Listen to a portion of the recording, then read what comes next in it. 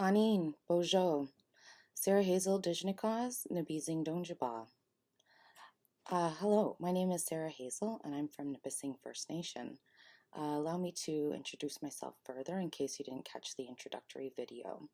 I'm an Anishinaabe Kwe archaeologist with 25 years of experience working in the Middle East, the Canadian Arctic, and most recently in Northern Ontario, working with communities to develop much needed and desired archaeological capacity. Currently, I'm a member of the Canadian Archaeological Association's Unmarked Graves Working Group, and I am also developing training to facilitate communities' search for missing children. In this video, I will be talking about investigation, leadership, and collaboration.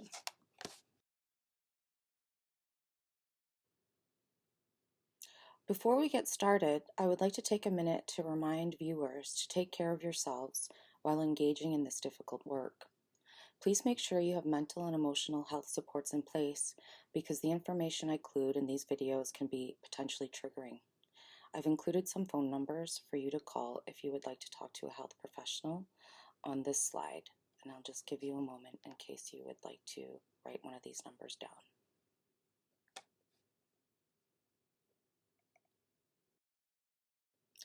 A big part of any potential investigation will be determining the selection and inclusion of members and nations that had community members who were sent to the IRS being investigated. These will be complicated decisions to make. Under the TRC's Call to Action number 76, there is some guidance about communities and individuals who should be involved in investigations of IRS cemeteries that is also useful for the search for missing children.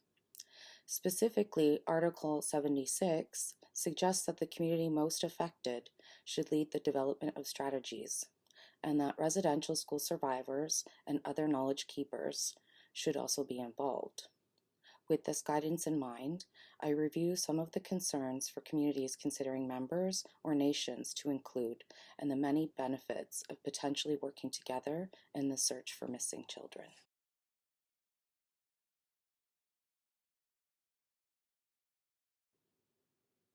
Now I'm going to talk about some potential concerns for communities pursuing or thinking of pursuing an unmarked graves investigation, but these do not represent all of the complicated reasons that communities may consider.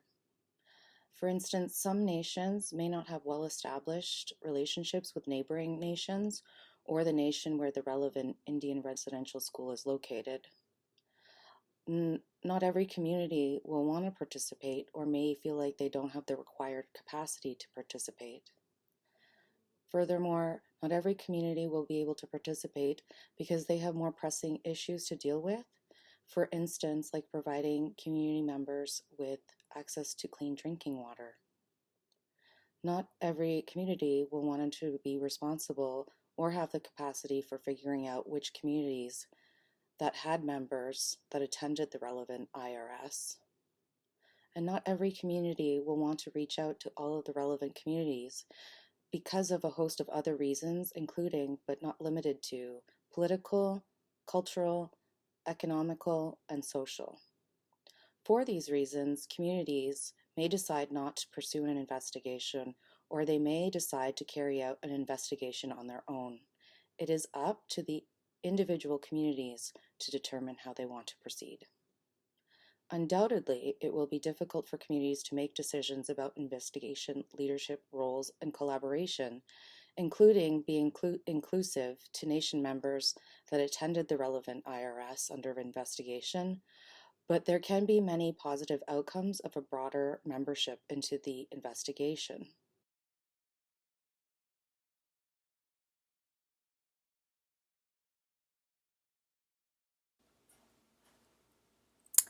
Potential benefits of inclusive membership into an investigation include more insight in helping direct the goals of the project, because any investigation will have both short and long-term goals.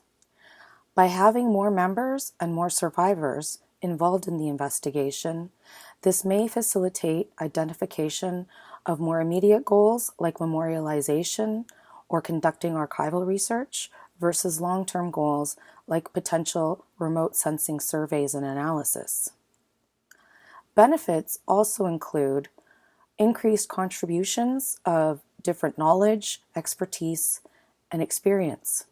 For instance, different nations may have individuals or departments that have archival and/or research experience and survivors or knowledge keepers that could be important in identifying missing individuals. Furthermore, some nations may have legal expertise that would be useful if communities want to pursue criminal proceedings.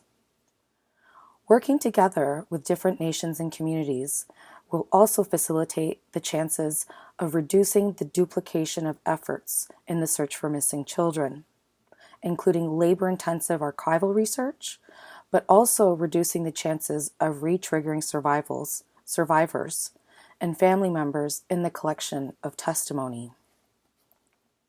Working together with other nations can be beneficial since there is often familial and community overlap between nations. Myself, I have family members here in Nipissing, but also that are part of Dokiis, Sagamuk, and Six Nations. Having family members in other communities and working together can bring different ideas of healing, commemoration, and investigation practices that will be helpful for remembering and finding missing children and for their surviving family members and greater community. Furthermore, communities that decide to work together will be able to draw upon each other's resources that have financial implications like human resources, equipment, and facilities.